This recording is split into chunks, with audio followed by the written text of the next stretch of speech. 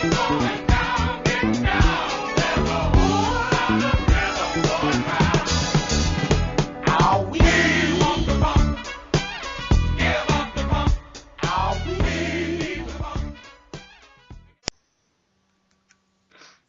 baby Jesus. Jesus is about to make a fucking comeback. It's Easter, so do we. Welcome to episode 15 of Don't Fake. The Funk. Today's special guest from Berlin, the Bishop of Berlin, Konstantin. What's up? What's up? Motherfucker. What's up, man? What's up? How you doing, Lucas? Leon? Oh, good here, man. Just chilling today. Yeah. Got a free weekend ahead, right? No work, nothing. Until Tuesday. Yeah. Good Friday. Good Friday, man. That's right.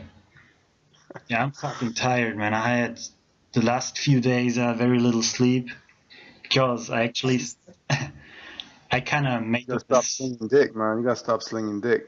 Oh yeah, that too. You know, that's very time consuming. You know, especially at night. But I kind of made the mistake and stayed up to watch the whole Bisping card. You know, Michael Bisping against Tim Kennedy. I watched the whole card. Fuck. Fucking deal. Last two fights. Oh man, it was tough to stay up. What was the fight? Patrick Cote against Kyle Nogue.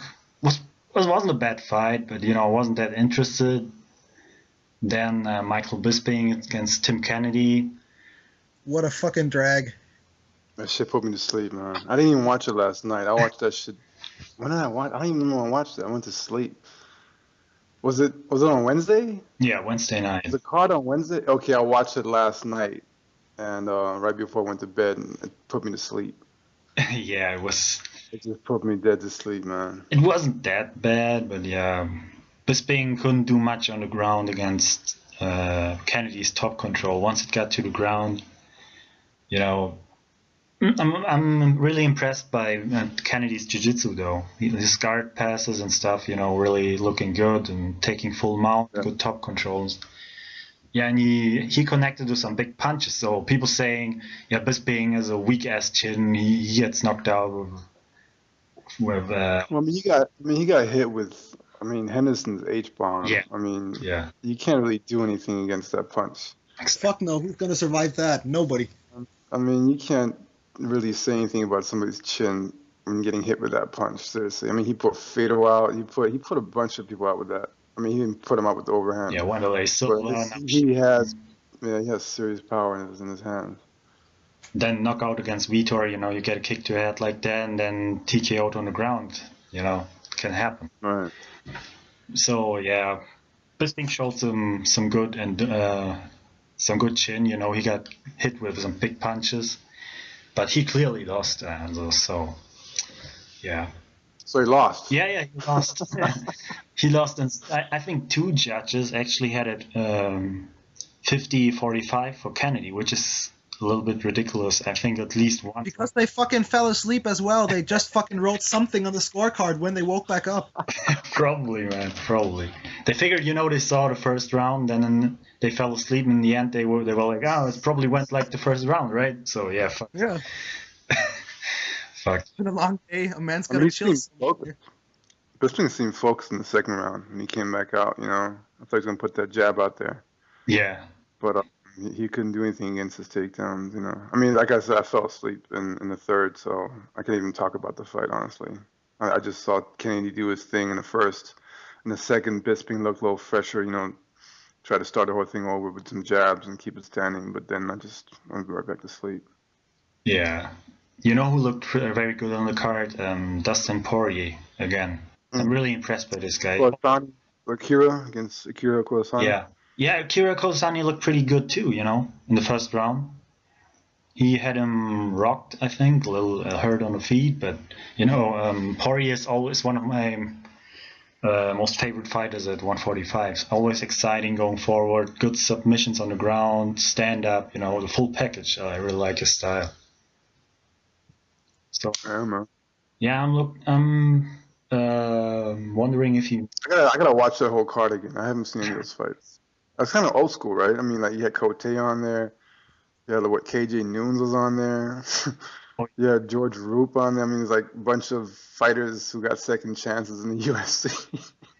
Oh yeah, KJ Noons, his win was very important for him, man. He got a knockout against Sam Stout, who never was knocked out before. So I think in 40 seconds, something like that. Big knockout, man. And then when Sam Stout was knocked out, he caught him with an KJ Noons caught him with an overhand right, and then on the ground finished him off. And Sam Stout was so fucked up, he tried to guillotine the referee. Yeah. The referee got on top of him. He kind of tried to guillotine the ref, man. Fuck me. He just went to like cruise control, like autopilot. Yeah, exactly. He kind of woke up and didn't realize what was going on. So yeah, we got a good card coming up tomorrow too, man. So this is what? This is Fabricio against Brown. Who else is on? Man, I can't even look, man. There's so much fucking MMA going on. Yeah. I don't even know what the hell's going on, man. Seriously, I can't even. I can't catch up. I just can't do it. Back in the day, there were less cards, and you could still say, yeah, this fight is on that card, this on that card. But now, with so many cards, I get confused as fuck, man. There's so many fighters, so many new fighters I haven't even heard about. You know? Too many fights. But yeah, it's Fabricio Werdum in the main event against Travis Brown. And Dana White confirmed that the winner gets a title shot against Kane, and probably in Mexico. Really? Yeah, he said it yesterday, I think, at a press conference. Somebody gets to fight Kane in Mexico. That's like, what kind of fucking bad deal is that? If you win, you get stabbed with like a piss dipped shank. It's not cool. Yeah, or you get beat up by Kane. You know. Yeah, the options are not good. All right. Yeah, let's go to the predictions of the card later. But just talking about what a badass motherfucker Cain Velasquez is. I don't even think that. Cain's the new Fedor. Yeah. Cain's the modern Fedor. Yeah, I don't see anyone beating him anytime soon. Seriously. I mean, I was kind of, I'm not gonna say I was critical, but I wasn't really sure if Cain would hold up to, the standards they put him on after. I mean, his 4-9 performances were okay. Mm-hmm. Then he had that little slip against Shea Congo where he got rocked. Yeah. So I doubted his chin a little bit, I was like, well, this guy has 10 fights behind him, and they're already praising him as like the next coming of whatever. But he really impressed me against Dos Santos. Yeah, those two fights. He put out Lil Nog. I mean, Lil Nog's been, Big Nog's been on a decline for like a few years now. Oh yeah, he fought Big Nog. He was like the first guy that like laid him out, like actually like killed him almost. Yeah, there was a bad knockout, but the last one against Roy Nelson was even worse, man. That was. Yeah, that was bad. I don't want to see that again. I don't ever want to see him fight again. No. I mean, Guerrero is one of my favorite fighters ever. Yeah, same here, man. Didn't he say he wants to fight somebody, some rematch? I forgot who he. Frank Mir. He wants to fight Frank Mir. Right. And honestly, Frank Mir is also not, at the top of his career anymore. But I think he still has it in him to knock him out again. Yeah, probably. Or TKO him, And still, even if Nogueira has a chance against Mir now, he almost finished him in the second fight. So yeah, he rocked him and almost TKO'd him on the ground and went for the stupid submission. But I don't even think the fight makes any sense or is attractive, because both are really on the decline. How many did Frank Mir lose in a row? 4 or 5 now? Man, I don't know. I think seems like he lost every one of his fights last 2 years. I think it was 4. It was Junior Dos Santos, then he lost to Cormier, to Barnett, and then Overeem. Overeem, right? Yeah. Yeah, I don't want to see Nogueira fight again. When was the fight against Cro Cop? When was the fight against Cro Cop before he started losing again? Yeah. When was the fight against Cro Cop? Man, that was years ago. Maybe. I don't want to talk about this. I feel like he's been just like losing ever since that time. And Cro Cop, man, that fight just shouldn't have happened either. And the way they were just fighting each other was ridiculous, talking to each other, and it was just it was funny. It was strange. Yeah, I remember this fight was so fucking crappy. They just like for 3 rounds, nothing, and then this knee out of nowhere, caught him on the chin, and Cro Cop was out. It happened a few times to Cro Cop where he wasn't even that bad in the fight. Even against Brandon Sharp, he didn't look too bad. Then Brandon Sharp just caught him, and it's kind of. Well, Volkov always had that type of luck. I mean, if you remember, when he fought Nogueira, when he got submitted against Nogueira, yeah, he beat the shit out of Nogueira on the ground for the entire fight. He was just beating up on him, And I remember sitting there watching the fight, like, oh my God, Nogueira's gonna lose this. He's getting beat up, and then boom, out of nowhere, armbar. That submission on him, man, that was beautiful. That was beautiful. Yeah. Those are beautiful times at MMA, man. I miss Pride. I miss all those good fights and events. Fuck yeah. Oh yeah. It takes a special type of fan and truly appreciate Pride. You have to be, I'm not gonna say a pro wrestling fan, but you have to have like pro wrestling type allures. Like you have to appreciate the show. Yeah. Or the fight. Yeah, but that's the thing. With the UFC, they I don't know, but a lot of fighters. Very recently, they do all this, over the top shit talking and stuff like that. And with Pride, nobody talks shit. But the spectacle of pro wrestling. Exactly. Yeah, it's just the ring entrances, the arena. I mean, Saitama Arena, like 70,000 people. Come on, man, you can't beat that. Exactly, man. It also had this. Tournament Mortal Kombat feeling, a little bit. When they presented the fighters in the beginning of the show, they all came out and they said where they're from and their names and stuff. The whole atmosphere was very different to the UFC events. It was magical. Yeah. It was honestly magical. Pride was a magical time in MMA. It was like Michael Jackson, man. It was magical. But recently, man, bad times for Pride fighters. You gotta say that. But I mean, at the end of their careers. Yeah, for Shogun against Henderson. Look, yeah, but Henderson is a Pride legend too. You gotta always remember that. But see, Henderson, he comes from that old school wrestling, Randy Couture type school of resilience. I don't know what's going on. These guys, they can fight well into their 40s. I mean, Couture started late. Couture started with 33, I think. He started fighting with 33, so he wasn't getting beat up. He wasn't already at the at the end of his career with 30. And I don't know when Henderson started. Exactly. I think, and but these are special types of fighters, man. I don't know what's going on with them, but they can fight until I guess they're 50. I don't know. But also Henderson back in Pride, and he fought in rings before against Big Nog too in a tournament there. Yeah, that was like 14 years ago. Yeah, and back then he had the nickname Decision Dan. You remember that?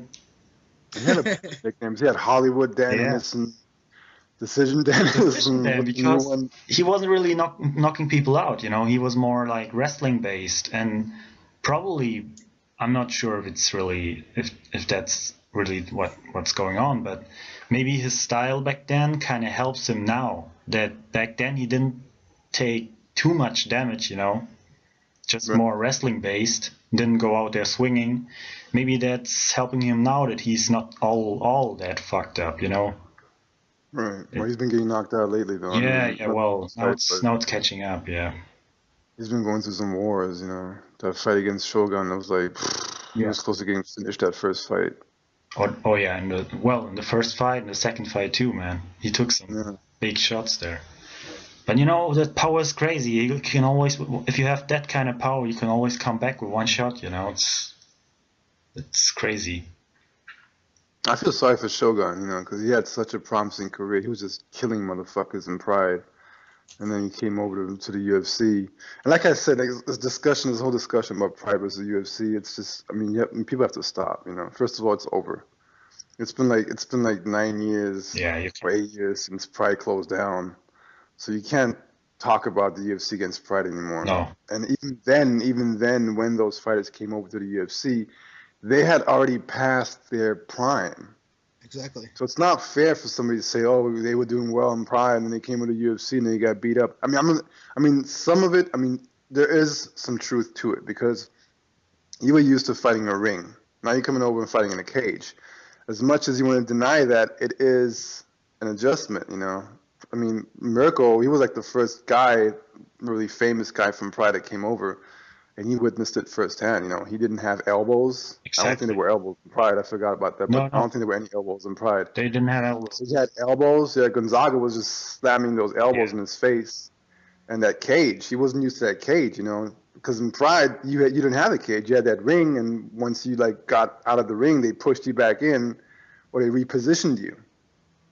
Yeah, in the And octagon, you this have time nowhere you to were go. just pressed against the cage. Yeah. Exactly. You get pressed against the cage, you know, you have nowhere to go. In Pride, you rarely saw in Pride someone like against the ropes like for 2 minutes, you know, like standing Yeah. up in the clinch. They were breaking this up really quick there. But in, you know, in UFC, if you get pressed against the cage, you gotta get out there. You're fucked, you know. Yeah. So I mean, it's different rules, yeah, different types of fights, different times. You know, they fought 10 minutes in Pride. They're fighting for 5 minutes around in UFC. But still, my issue is that these fighters were past their prime when they came to the UFC.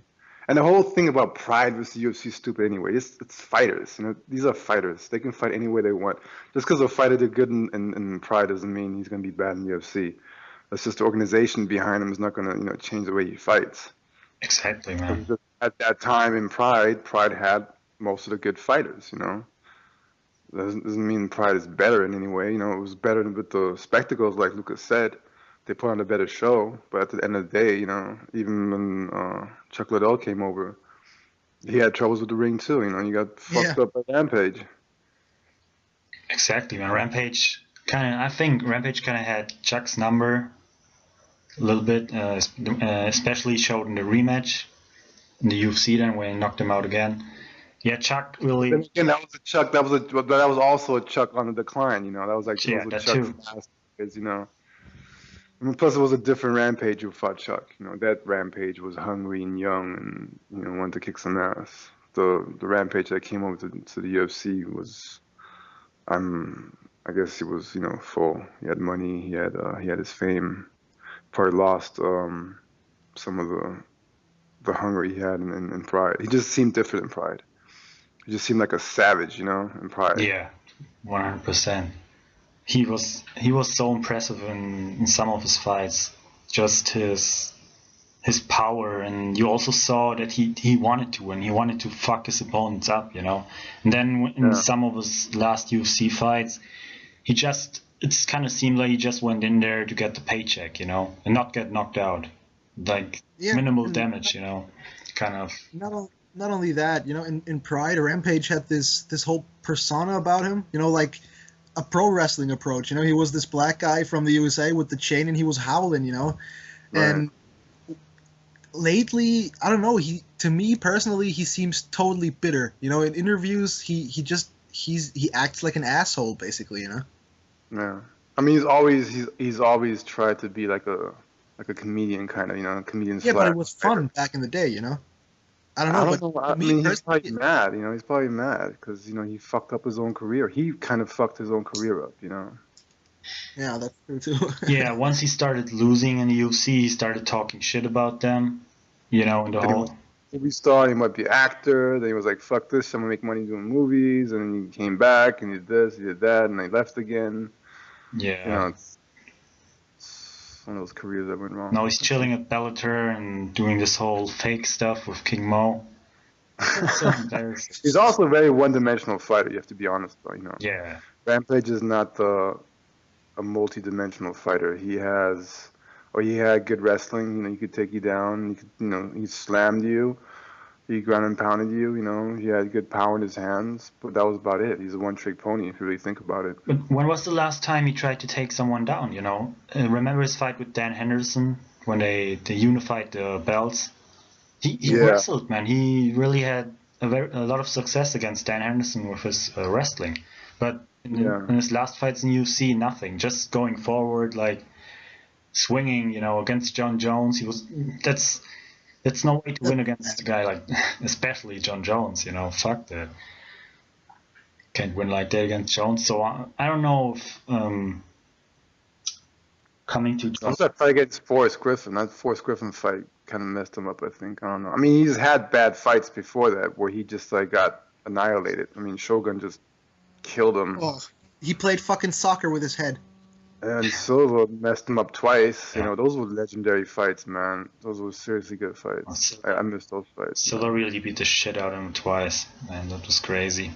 That was a great rivalry right there. Yeah, Silva that was serious. It was some I serious. mean, I kind of hated Silva back then. I kind of hated him because he was so dominant, you know, just killing people.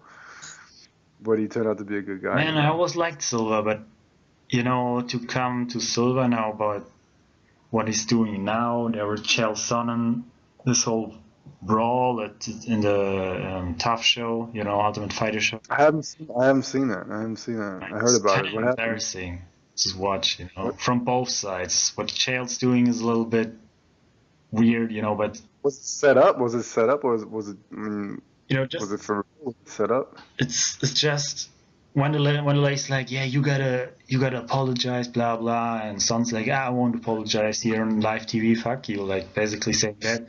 And then Wanderlei goes in front of him, like right in his face, and claps in front of his face and shit like that. And then at some point, Son's like, I can't get you good close. Pushes him away. Wanderlei swings with a right hook, and Sonnen just takes him down like a double leg. Then like everyone, all the fighters from the house, they jump on like a big fucking mess, you know. And Really? yeah, apparently Sonnen gets sucker punched from behind by some guy. And Yeah, by D-Da, right? yeah, there's one guy, he hit him in the head from behind. And you know what Dana said yesterday, I listened to this press conference, that the fight got postponed because Wanderlei injured his back when he hit the ground from the double leg takedown. So at first, Sonnen vs. Silva was supposed to be on May 31st, same day UFC Berlin is. But now they're doing it, I think, on the Whiteman Machida card as event. So the reason for that is because Wanderlei injured his back. That's what Dana White said. So if that's the truth, who the fuck knows? I think it's fucking tremendously funny. Idiot. Holy shit. But I mean, you know, that brawl, I think the fight's gonna go the same way. You know, he's gonna come in, try to fucking slug with him, and he's gonna take him down, put him on his ass, and keep him there. I think that'll be that fight. Probably. I mean, Vanderlei is another one of those fighters. Thing, I just remembered. Have you guys seen that picture of that female BJJ coach that Wanderlei took in there? She looked like China. Fucking China? Remember China from WWE and back in the day? Bigger than China. Yeah, she looks like the She-Hulk. Fucking enormous. I don't know, man. This is on there. She might have to fight Cyborg or something. Yeah. Catch with that bitch looks like she has to fight Overeem. Yeah, I saw a couple pictures. Might knock Overeem out though. Yeah. Exactly, man. She connects with the hook on his face. It's over. Yeah, I saw. So you just mentioned UFC Berlin. So are you guys going? I'm not going. I'm gonna tell you. Honestly, I'm kind of pissed off at the UFC. They're getting too greedy. They've always been greedy, you know, but they're getting too greedy now. Putting on 2 shows on the same day, same night, you know, that's ridiculous. Just and then coming over to Germany and then putting on a weak ass card like that. Yeah. Yeah, that and the whole thing, how they handled the whole Fight Pass deal and shit. It's stupid what they're doing right now to the market here. I really think they don't understand the German market, you know. But what they're trying to do is they're trying to like wait. I mean, look, first of all, you can't give something away for free, and then make everybody pay for it. People are gonna be upset. But what they're trying to do is they're trying to just wait it out. You know, they're just gonna offer this Fight Pass and make the pay-per-views however much they cost, $17.99 or whatever. And then we're gonna complain. We're gonna complain, of course, because we had everything for free before. But as time goes by, people are gonna get used to it, Exactly. and they just hope that we will move on, and then the next generation of viewers will just, you know, adapt to that. You know, that's what I don't know. That's probably their plan. Yeah. They're just gonna. Seriously, who's gonna pay like $10 fucking for a Fox card? Nobody. I mean, what they should have done for German fans is just give us everything on the Fight Pass. Exactly, I mean, 100%. even the live pay-per-views, I would have been cool with if the pay-per-views weren't included in the Fight Pass live, but they were included like on next day stream or Exactly. maybe a couple days afterwards on demand with the Fight Pass. But charging like 18 euros for a card that comes on at 4 o'clock in the morning, it's even the WWE, which has a long tradition of pay-per-views in Germany, I don't even think they charge that much. Yeah, they got the WWE network now. I think $10 a month, and you get all pay-per-views, all included.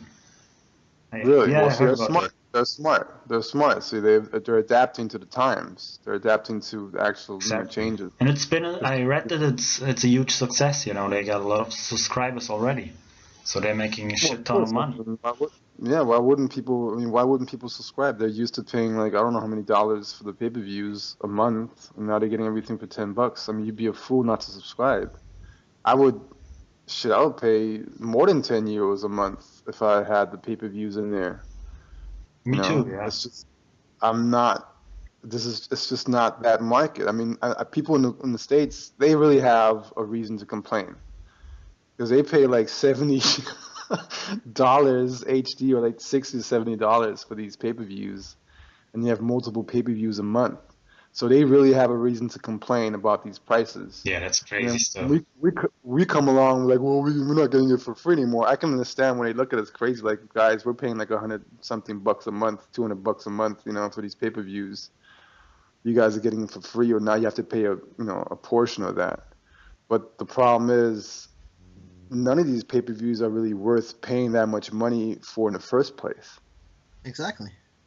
Yeah, and then so that argument, just because somebody's paying more doesn't mean I should pay more. I mean, I'm sorry for the United States, for the viewers in the States, for the fans that they have to pay so much for these pay-per-views, but that doesn't mean I have to pay so much, or I should be glad that I'm getting them for a little bit cheaper, because I don't think they're worth that much anyway in the first place. Like you said, the fucking time difference. You sit here at 4 a.m. in the morning, the main card starts, you gotta be up at until like 7:30 a.m. That shit fucks up my whole day. I've been doing that shit for 20 years now, I've been watching, like, for the past 20 years, I've been watching these fights ever since, like, they started with Pride, Yeah.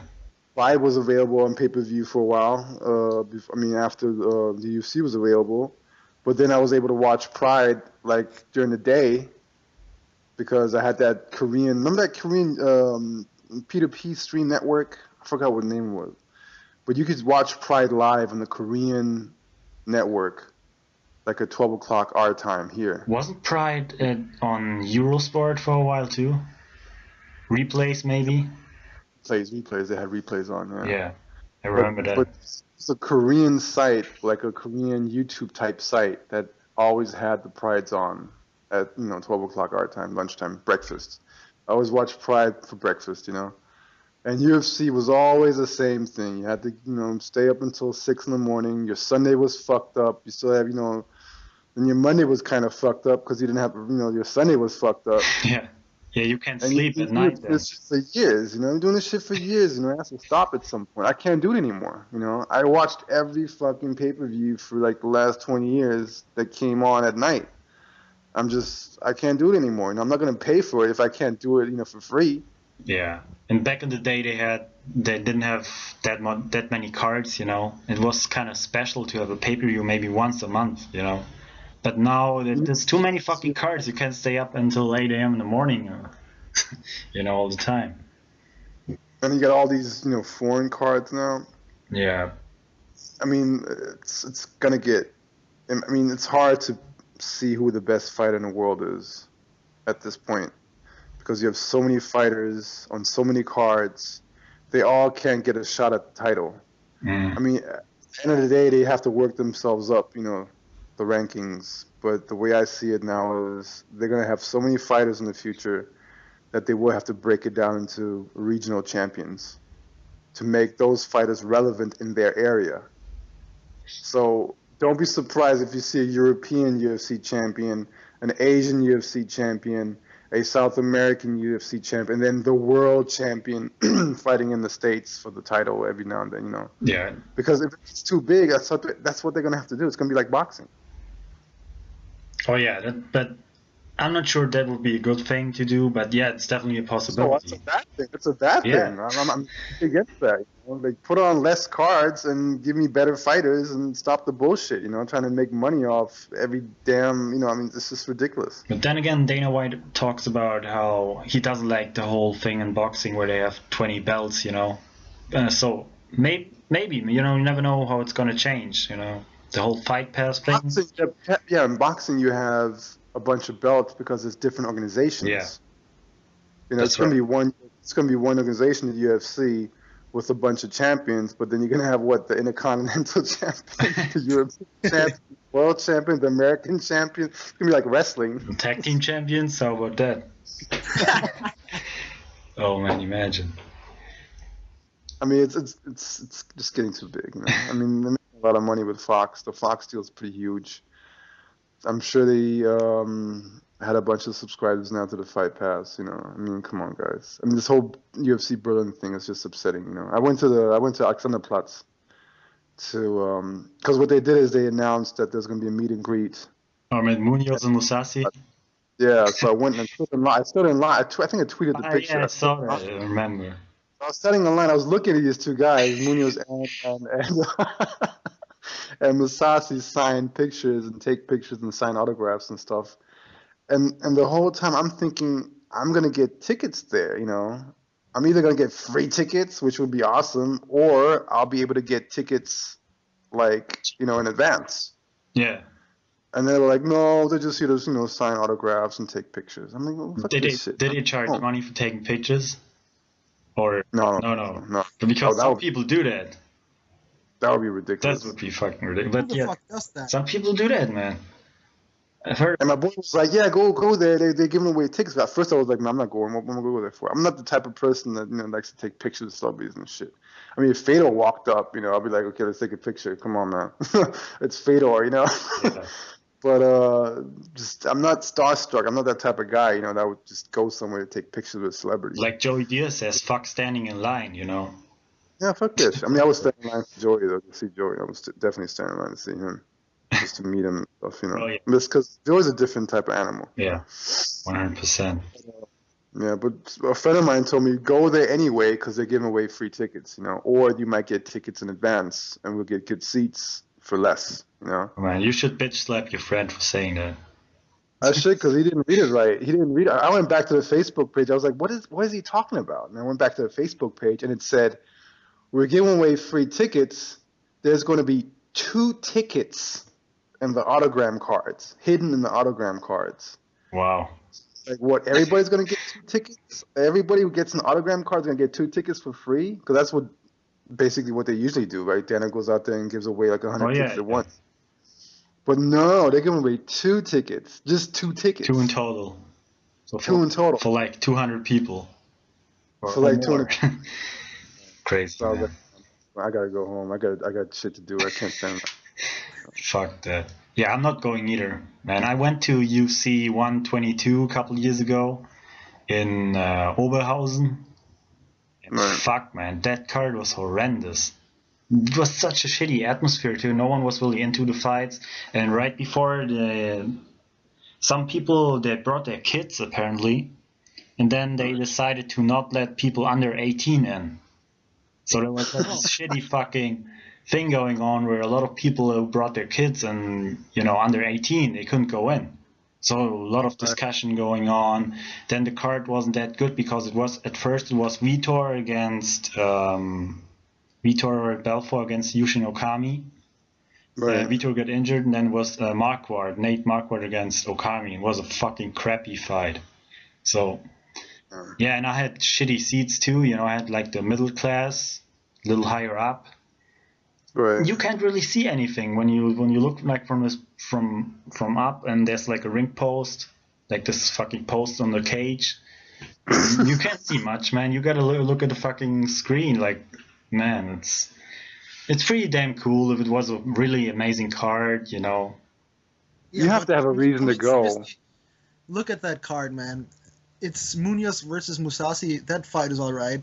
Then you have Carmont versus Dalloway, which is it's just basically all right. It's just all right, like you said, just all right. You know. yeah. And I mean, like people like Peter Sabata are coming back. He lost 3 times in a row. He lately he's been fighting in some weird fucking like casino organizations that like hold their fights in some sort of casinos in fucking East Germany. Why is he back in the UFC? I don't get it. The I Love MMA, is that I Love MMA organization? No, it's not them. No, it's called R2F, I think. No idea, man. Yeah, but he's back in the UFC because they need some German guys, you know, just for.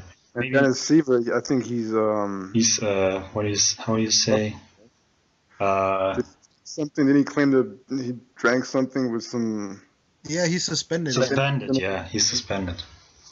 Oh man, that sucks, man. He would have been probably main event or co-main event at least on this card. Yeah, against someone good. Yeah, but then Francis Carmont against Dalloway is co-main event. I mean, come on. I can't stand Dalloway. I can't stand that guy. Me either. This motherfucker. And I'm glad we all agree on that. Francis Carmont is lame as fuck too, man. In my opinion, he's pretty lame. But don't get me wrong. I respect every fighter. I respect them. I respect them all. It's just you can't. I mean, I'm gonna be honest. If I don't like a guy, I don't like him. You know, I'm not gonna watch him fight. You know, it's like you're gonna make me like somebody. I just can't get into it. Exactly. I mean, it's still everyone has preferences. You know, what style you like, and maybe their personality you don't like it, and you know, sometimes there's fights where I really don't give a shit who wins. Like this last fight, Bisping Kennedy. I didn't give a shit who I wasn't rooting for anyone, you know.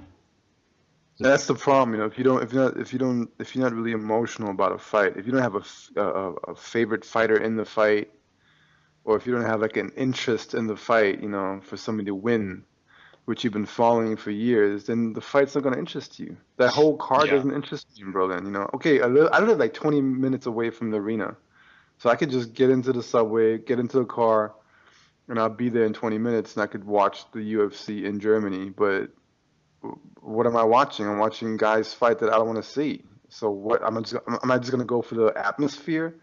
Hey, fuck the atmosphere. I'm not a fanboy that just discovered MMA. You know, it's just why would I waste money on that? I could sit at home and watch it, you know, on my couch. You're not gonna go there and do the Just Bleed fan, you know, writing shit on your chest and stuff. Oh man, some crazy.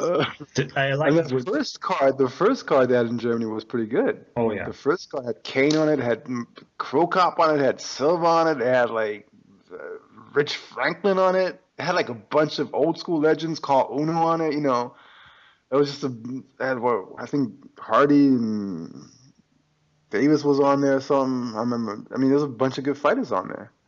Yeah, that was a good card. Rich Franklin against Wanderlei Silva. Then the second one in Germany, like I said, 122. Fuck that. This was a shitty card. You know. Yeah, let's not talk about this depressing card anymore. Fuck that. We got a better card tomorrow. And that guy, Gary Cook guy who's responsible for the fights in Europe, he was like, "Yeah, Berlin's a strategic market for us. We're looking forward to coming back every year." I'm like, man, dude, if it's a strategic market for you guys, is your strategy to fuck up the fan? I mean, fuck over the fans? What's the strategy here? You know, I mean, what's the strategy about having 2 events on the same day? What's the strategy? Even the fans themselves are being fucked over because you can't even if you did want to watch both events, how are you gonna do that? I mean, you have to go to the arena, watch this event, and then go back home and then pay money. Is it a pay-per-view? No, it's you gotta pay. It's $7.99 in Germany. $7.99. This how do you say, fight night? It's probably a fight pass card. You know, smaller card in Brazil. The Santos card is a fight pass card. I think so, or a fight night event. You know, something like that. It's ridiculous, dude. I mean, two events on the same night and like 2 hour difference. Just shows how they don't give a shit if anyone in America watches the German card. They don't even think or don't even expect anyone to be watching, you know. So Just There's no reason to. Not even Germans are gonna watch. yeah. I mean, it's fucking insane. I love MMA, but watching for 12 hours straight, I mean, dude, I got shit to do, man. I can't sit on the fucking couch 12 hours. Yeah, not only that, you can't sit on a couch for 12 hours and watch like the most mediocre fight card that has been this year. You know, who's Yeah. gonna do that? It's not gonna work. Yeah, it's not gonna work. Yeah, fuck it, man. Just forget about it. Let's talk about something else. Yeah. We get the card tomorrow, actually a Fox card. So if we want to watch it, I think we gotta pay $7.99, which we will certainly not do. So fuck the UFC. All right. First fight we're gonna predict is Rafael dos Anjos against Khabib Nurmagomedov. Both on winning streaks. I think 5-fight winning streaks. Both guys. So yeah, very important fight in the lightweight division. Who wants to start? Dude, Constantine, you go. I don't even know who that other guy is. Who? I know who Dos Anjos is. I don't know who guys he's fighting. Nurmagomedov. He fought Pat Healy. He fought Donald Cerrone, Evan Dunham, Mark Bocek. That's this Russian guy who had. Oh, Khabib. Yeah. Oh, Guy with the fucking fur hat. Oh, hold on. Khabib. Yeah. No, I'm picking him. Yeah, me too. I'm picking Nurmagomedov. Yeah, I'm picking him. Man. That's a bad motherfucker right there, man. He wrestled bears as a kid, you know. Fuck yeah, he probably was in the Spetsnaz or some shit. You know, he's got the fucking fur hat. He's gonna kill him. He's gonna suplex him into death. I mean, he looks like one of those Chechen fighters, man, who just like spent 10 years fighting the Russians off or something. Man. I think he's Russian, but he's probably from Dagestan. Yeah, he's from Dagestan. Yeah, he wears this Dagestanian hat, you know.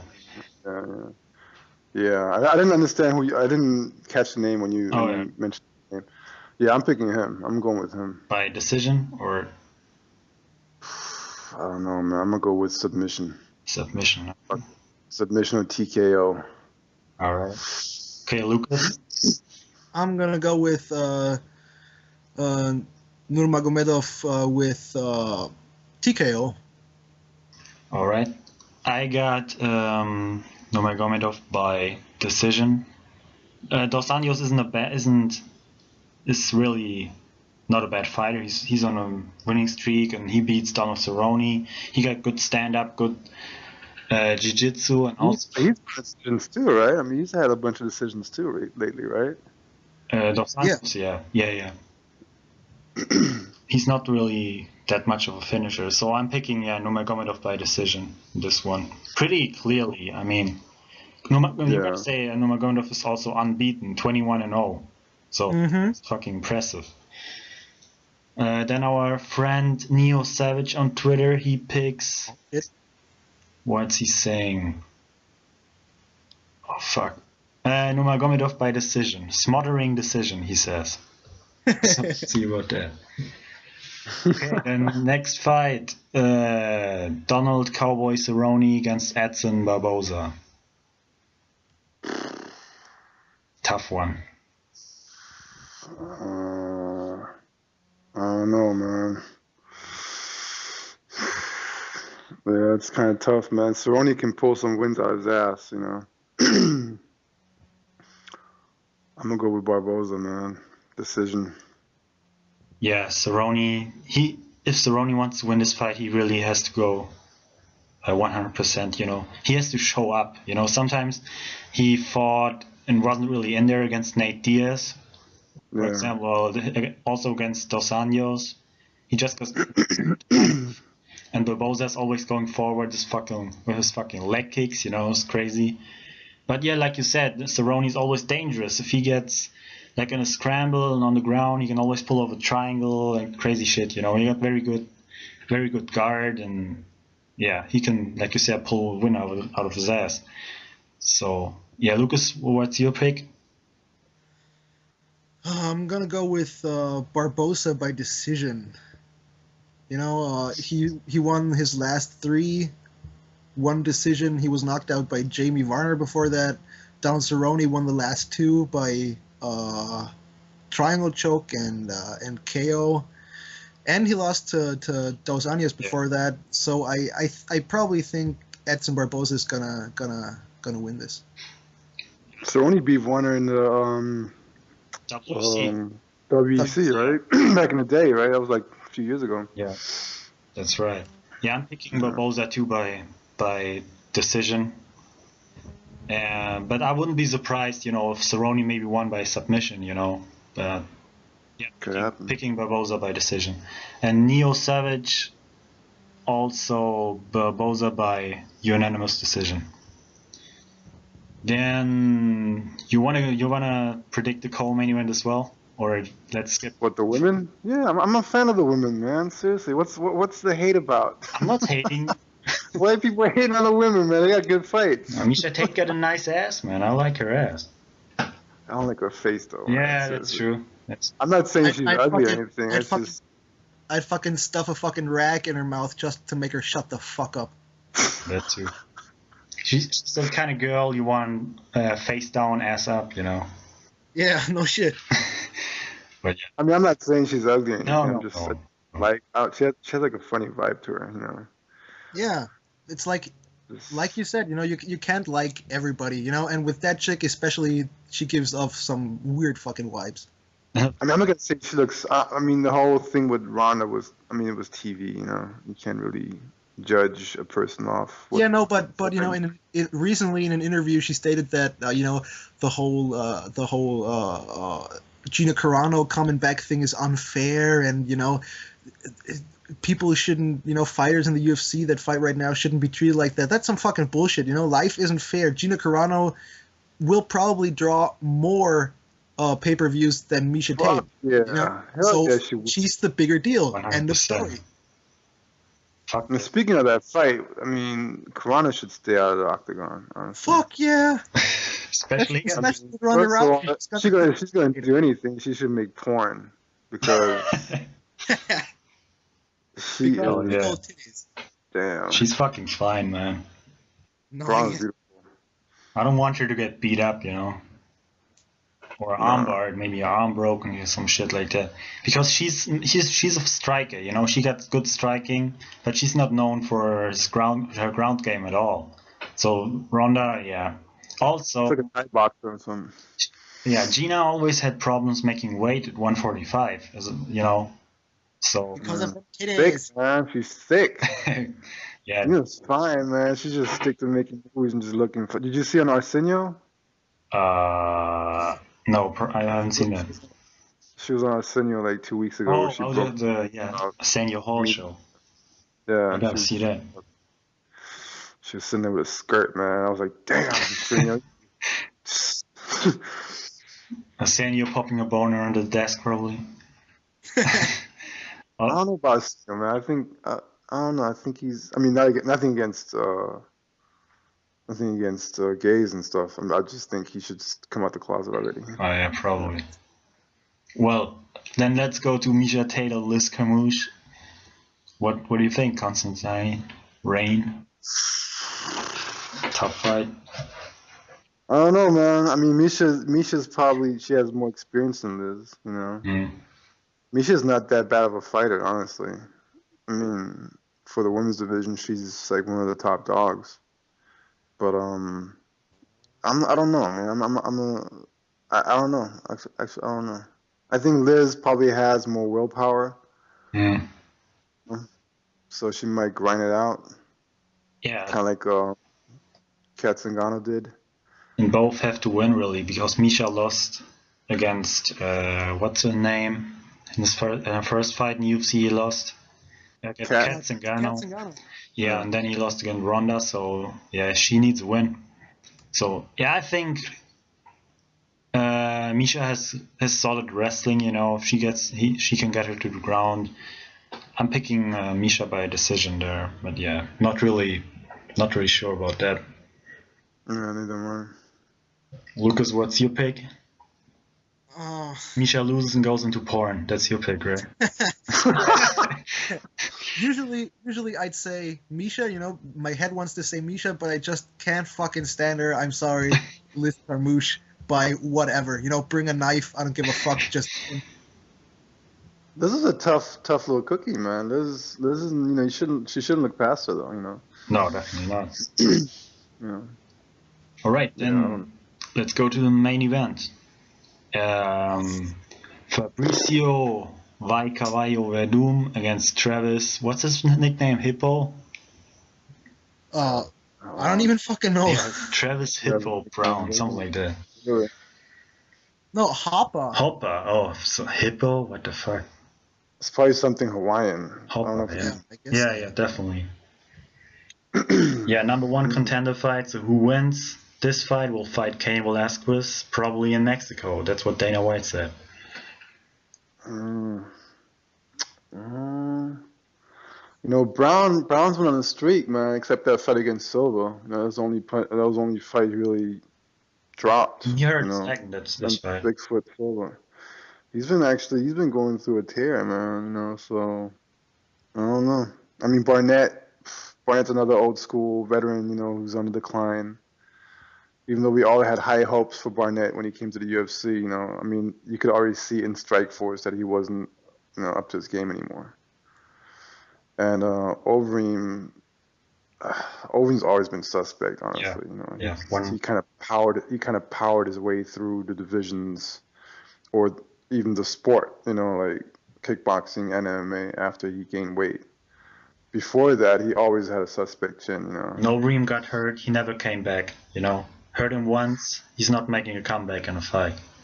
And he gasses really fast. Too. Yeah. Gasses really fast, And what else did he fight? Gonzaga? I think he fucked Gonzaga, didn't Gonzaga with the same against Barnett, the elbows when he tried to take him down against the cage. I don't know, man. Verdum he's a pretty good submission artist. Yeah, pretty good. He's big, I don't think he has much power in his punches. He slap boxes at times. I don't know. It's a tough. I'm gonna go with Brown, just for the fact that he's on a roll and he's probably hyped up to get that title shot. And bye. Tough, man. Oh man, it's tough. You know what? I'm just gonna go with decision. I'm gonna say it's gonna be a boring fight. Yeah. Wow. Yeah, I'm gonna say Verdum's gonna try to make it a grappling match, and Brown's gonna try to keep it standing, and they're gonna neutralize each other somehow, make it boring. Kind of like against Overeem and Strikeforce, like when he butt scooted, But that was ridiculous. That was just ridiculous. That fight was just ridiculous. That's bullshit. Yeah. They both looked like amateurs in that fight. It was crap. Yeah. So Lucas, what's your? Brown by decision. Yeah. All right. It's kind of tough, Travis Brown, the last 3 fights, he won all of them by KO, like Constantine said, except for the Silva fight where he lost. Verdum has a submission versus Big Knock, which is basically, you can scratch that. TKO versus Mike Russo, and I think a decision over Roy Nelson, right? Yes. And before that, he lost to Overeem and Strikeforce, and I think, Travis Brown, he KO'd Alistair Overeem, and I think that's the main reason here. I'm gonna go with Travis Brown, and I want to see Travis Brown fight Cain Velasquez in Tijuana to the death. Yeah, you always have to look at how Travis Brown won against Overeem. He showed so much heart, he got beat the fuck up. And he just ate it and came back. He came back. And yeah, but if you don't move your head, he put that kick out there, yeah. I don't know what was going on to Overeem, but once you get kicked like that in the face, move your head, dude. Overeem, he got kicked like 3 times with the same kick. He has anybody would have got his guard. He has, when he puts his hands up, he has this kind of little hole, in the middle. Yeah. Like typical Muay Thai style, just holding your gloves before your face, So yeah. He just has a little head, so you can't. It's probably. It's like that little hole that he has in his guard. It's like his whole head fits in that little hole. That giant neck is not going to save you. Your head's going to snap back and you're going to drop. And especially if you're like Overeem and you're getting knocked out since like the Pride days, you've got a weak chin. Why not fucking cover it up? It's just dumb. I mean, shit, Shogun fucked him up. Sergey Chuck Liddell fucked him up. Caratana fucked him up. Chuck fucked him up. Ricardo Arona. Oh shit, yeah. Yeah, a couple people. Other thing though is Verdum. I mean, Verdum has a pretty good chin, you know. I mean, I'm not sure if Travis is gonna catch him like that. The only time really Verdum got hurt By Junior. was against Dos Santos. Yeah. I've never seen him really get rocked or anything before that. Mm. I mean, I'm not sure. Did Nogueira drop him? Not drop, but yes, Nogueira had some success in the stand-up, you know, in the clinch especially. But that was basically a grappling match, right? I mean, it was high level, and that was a beautiful fight. That was checked. That was like a stalemate, you know. They were just neutralizing each other's jiu-jitsu. But I think Verdum dropped Nogueira, if I'm not mistaken.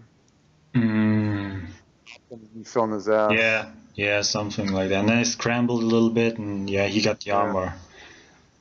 So yeah, I gotta say about Verdum's stand-up that it's really improved too. You know, his Muay Thai got a lot better since he started training there with Cordeiro at King's MMA. You know, went to this camp, and against Roy Nelson, he beat the shit out of Roy Nelson.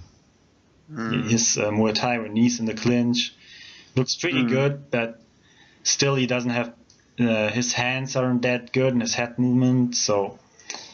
Yeah. Well, if you remember the fight against Arlovsky, you know, he was just like petty punching him, like, you know, slap boxing with him. And Arlovsky, as much as you want to say, you know, his chin is his ultimate. That's his weak. Arlovsky's chin is just, you can probably knock him out in a pillow fight. Pure glass. It's pure glass, but he's actually a very good fighter. Yeah, striking is very good. Yeah, Andre. I mean, he had if it wasn't for his chin, he would have had a good career. Yeah. And that fight, you could really see that Verdum wasn't up to the standards of, you know, the striking standards. You know, it's like a really good striker with, you know. Yeah, but that's also a couple of years ago, you know. So. Oh yeah, that was like almost 10, like 7, 8 years ago. Yeah. So I'm sure 2007. He got better, you know, but Travis Brown still, he's very unorthodox in the stand-up too, you know. Never know what's he gonna throw out there. Some Superman punch against Stefan Struve, remember that shit? Wow, man. Then this front kick against Overeem. He's also moving a lot, you know, solid footwork. But you know, once the fight hits the ground, like somehow Verdum gets it to the ground, I think, and gets a submission somehow. Like maybe losing the fight before that, but then some weird scramble maybe, I don't know. And I'm picking, man, it's tough to pick, but I'm going with Verdum by submission probably in the third round, something like that. Oh shit. And our friend Neo Savage, he's saying the same. Verdum by some type of choke in the third round. Really? Peruvian necktie.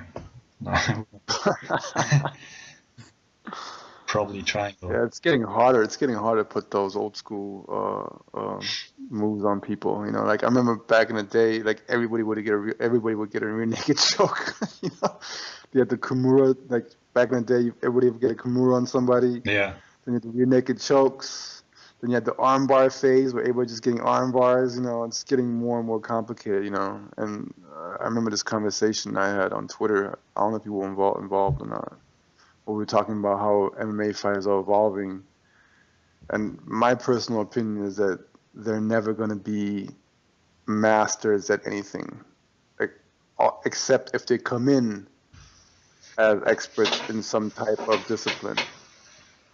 You know, I don't think if you start off as an MMA fighter, like now you have like this generation of fighters that, you know, they start off cross training, you know, like all kinds of disciplines. So I don't think they're ever going to be excellent strikers and also excellent grapplers at the same time and excellent wrestlers, you know. Yeah, I see what you're saying. One of those disciplines is always going to lack, you know. I mean, one of those is always going to lack. I agree with you because a guy like maybe John Jones, he's like started off like as a full MMA fighter, you know. Maybe with this wrestling background a little bit, but yeah, he's really an MMA fighter, and I don't think as much as he would train in, let's say, boxing, he would never have a chance against a pro boxer in a boxing match. No, You know, that's definitely not. so he's Yeah, of course he's not yeah, but I think that's what you're saying, right? That he's not going to become a masterful boxer or let's say, who's a good jiu-jitsu guy in this? Vinny Magalhães jiu-jitsu or Andre Galvao. Andre Galvao, exactly. Yeah. He's very well-rounded and strong in every aspect. But like you said, there won't be any like masters, you know, in all disciplines. To truly become a master in the discipline, you have to like invest all your time in that one discipline, you know. Yeah. Like if you come in being an Olympic athlete in judo or wrestling, and then you just devote your time to striking, I mean that's what they basically do. These wrestlers, that's what they basically did. You know, Olympic caliber wrestlers like Couture and Henderson, they basically had that in their blood, and then they just kept training and striking and other disciplines. Or like Ronda. Ronda's a judoka, Olympic caliber. I mean, silver medalist or bronze. I'm not sure. I think she's bronze or silver. I don't know. Probably bronze because she didn't make it to the finals, right? Yeah. Did she make the finals? No, she got bronze, third place. She has bronze. I mean, it's still bronze in the Olympics is phenomenal, World class. So she's always going to have that thing where she can always go back to her judo, but now she can invest time into striking. And her judo will still be up par, for a long time, unless she really starts neglecting it, like Nogueira did with his grappling. Yeah, exactly. But these fighters who come in training from the very beginning, these different disciplines, they're going to be very well-rounded fighters. Which is good for MMA. It's perfect. I mean, it's perfect. But you will never see that high-class striking you will see in K1 or Glory or whatever. You will never see that. If that's what people want to see, they might as well just watch kickboxing because you will never see that. I mean, that's not what the sport is. It's not kickboxing. It's not Muay Thai. It's MMA. Yeah, I see it like if you had a role-playing game where you could put skill points, you got jiu-jitsu, wrestling, and striking maybe. A guy like a pro jiu-jitsu guy comes into MMA, has maybe 9 points at jiu-jitsu, but then only has very few points left to put on the other disciplines, and that's going to fuck him up in the end. That's not enough for modern MMA most times. I mean, at sometimes, if it gets to the ground somehow, the really, very, really good jiu-jitsu guy can get a submission, but that's not the norm. That's not happening all the time. You got to be well-rounded. You see Damian Maia, he's a world-class jiu-jitsu guy, but it's not enough to get really to the mountaintop. Yeah.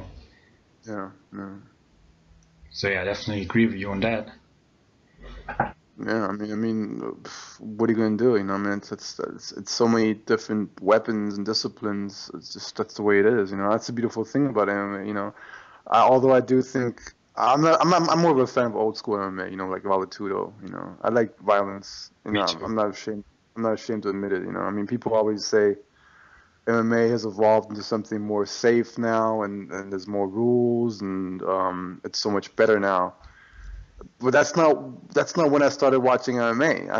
I got into MMA first as a boxing fan, then with my own martial arts background, but then just because I loved seeing people get knocked the fuck out, bare knuckle, like Vale Tudo. Brazilian. You can try to make it a sport and mask it as much as you want to, but it's a fight still, And you're adding more and more rules.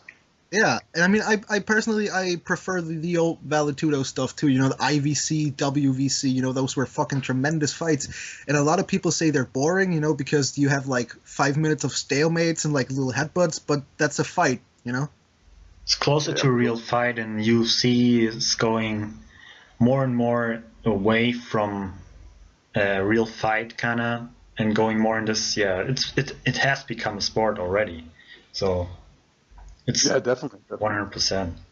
So yeah, and it needs to they need to add even more. They're probably gonna add even more rules to make it more mainstream. Yeah, but if they want to make it to the Olympics, they're gonna have to water it down a lot. Then it won't be MMA though. It will be like Yeah, but It'll still be but, MMA, but it'll be, you know.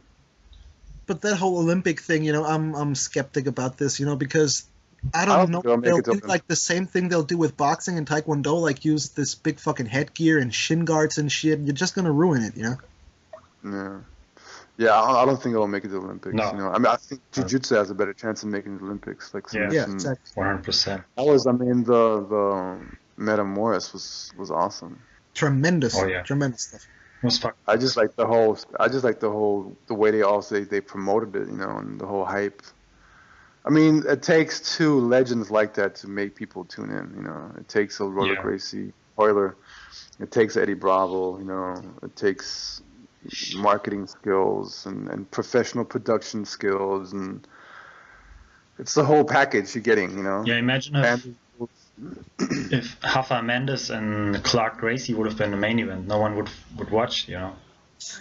I mean, like. But as people get knowledgeable when it comes, the more knowledgeable the fans get about these grapplers, and the better the rules get, because for me, I mean, even submission only, although I do think submission only is probably the best route, it does have its limitations, especially with the time, like the Euler match against Eddie. I mean, what if it would have been 25 minutes or 30 or no time limit, But at some point, like, I don't know, I think it was Waterbox who said at some point people want to go home. Yeah, that too. 100%. But I love jiu-jitsu. I've been doing jiu-jitsu for years. But the match like Rafa Mendes against Clark Gracie, the whole berimbolo, gi pulling thing where they try to take the back. I mean, that's not, even for me, that's not really attractive, And man, like, the whole gi thing, seriously, like, I'm a grappler at heart, I've studied multiple grappling disciplines. I love grappling. I can't watch a fucking jiu-jitsu gi fight. It puts me right to sleep. The whole, I don't know, I can't watch it. That's just not appealing to me. Yeah, there's some good ones. I wouldn't generalize, but this new kind of approach that especially the Mendes brothers have. I don't know if it's that good for new fans, to get into the sport, to watch that. It's so complicated and complex to understand what they're actually doing. You have no idea what the fuck you're watching when they're trying to roll over and take the back like that, and then they don't get it, and it's this weird scramble position. You're like, what the fuck is that shit? Mm-hmm. I mean, yeah. And it's going to take a lot of education. I mean, these are young sports. I mean, jiu-jitsu is not a young sport, but it is for the mainstream audience, and so is MMA. Yeah, it has been underground for a long time. Boxing. You can't compare it to boxing. No. Boxing's been around for 100 years now. People know, even like somebody who's absolutely unknowledgeable about boxing still knows what's going on. Even I mean, they just know it's a mainstream sport. You get educated about boxing everywhere you go. You don't have to watch boxing. You know what a left hook is. You know what a cross is. You know what a jab is. You basically know how many rounds a fight has. You know all that shit. You don't even have to watch the sport. Exactly. And when it comes to MMA and jiu-jitsu, people don't even know the rules. Some people still think MMA is kicking the shit out of people's teeth. And kicking people in the nuts. And some even go as far as saying, "Oh, is that sport where you can bite somebody and choke?" Or some don't even know what MMA is. Like, I watched some events with some friends recently, and some girls were there, and they're like, when the fight hit the ground and someone jumped on the other guy, like, what the fuck are they doing? This can't be allowed. This can't be legal, right? We're like, no, that's a fucking sport. It still goes on the ground. You keep fighting. And they couldn't believe it. They didn't even know that something like that existed. So, that's in some parts, especially here, like we discussed earlier in Germany, the market isn't strong, and yeah, UFC fucked up big time. And the whole TV ban thing, I mean, that probably ruined a whole lot too. They did a bad job of promoting it back in the day. I mean, I remember Randy, Danny, and not Danny, Danny White, Dana White. I guess his name's Danny too. Dana White, Randy Couture, and who's the third Rich guy? Franklin, right? Were they on Stefan Raab on the show? Rich Franklin was on there too. First of all, I hate Rob. I mean, I can't Fucking stand douchebag. that guy. I can't stand him. And then, I don't know like, there was much this one about him. instance where Couture, yeah, well, he's been on TV forever, you know, he's just some punk. And then I just did a bad job of, you know, promoting the whole thing. And then I think Randy tried to talk German to Stefan. Yeah. Like, he said some things in German, and he didn't even acknowledge it. He's like, well, yeah, okay. And he kept talking, you know, about whatever he was talking about. And he didn't even realize that Randy was about to talk German to him, you know? So, He and then made they fun went of on. the cauliflower ears. He was like, "Oh, it's gonna be hard to put in-ear headphones in there, right? Something like that." Because he noticed his fucked up ears that Randy Couture has.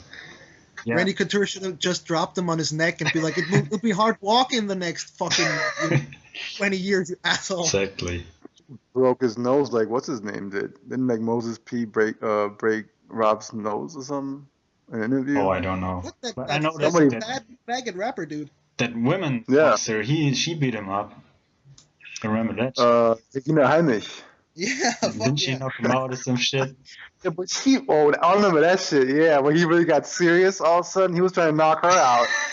How embarrassing That is that? was hilarious. That shit was hilarious. How embarrassing is that? You fighting a girl and you gotta fight for your life to not get knocked out, you know? That shit was hilarious. She beat the fuck out of him.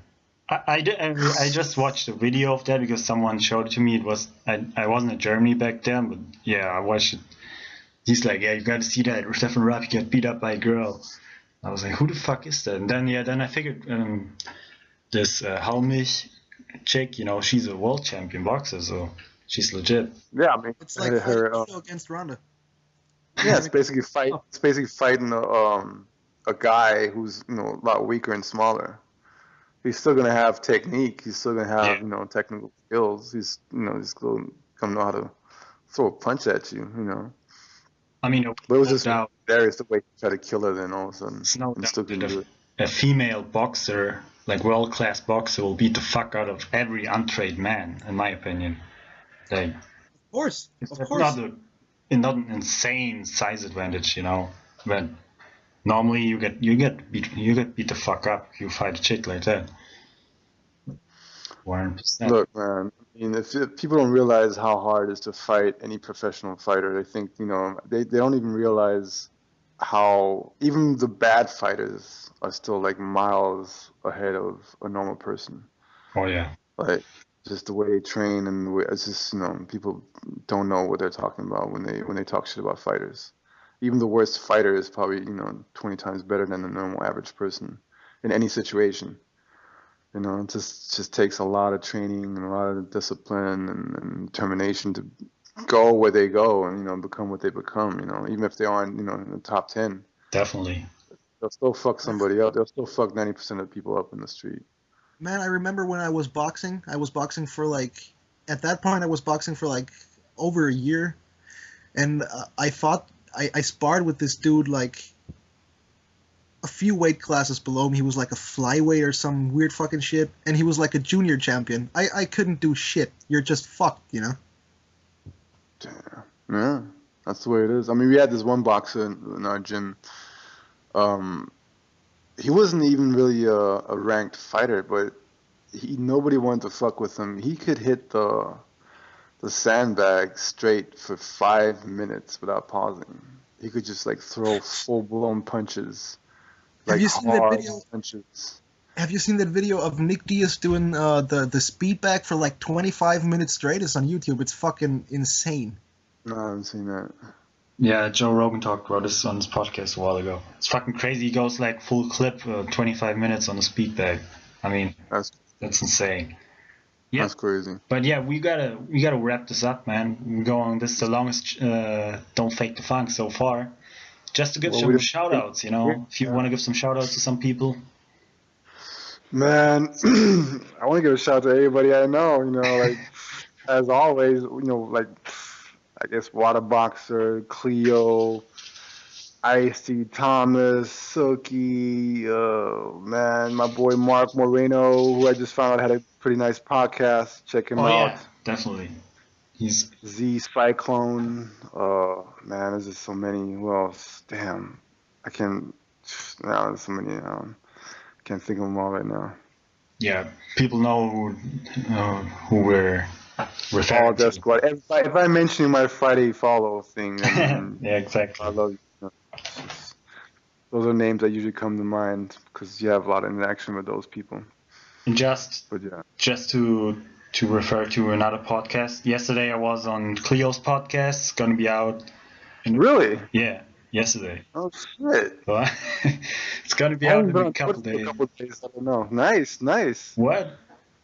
Nice. I haven't been on Twitter for a couple days. I haven't been on Oh Twitter. no, for a couple days. Cleo makes this all, in the background, setting it up. Nice. So yeah, it's gonna be out in a couple days, I bet. So yeah, people are Oh gonna. shit! I almost forget. Fucking Easter Man Love Friday shout out. To everybody, Patty, Mark, Dale, ads. Everybody. Rub your cocks. I'm beating off to you. Maisie later. Boo. And not today. She's too aggressive. What? Don't like aggressive chicks? What's wrong with you, man? No, she's a bully. That's a difference. Oh, She's okay. just bullying people. Typical British, Yeah.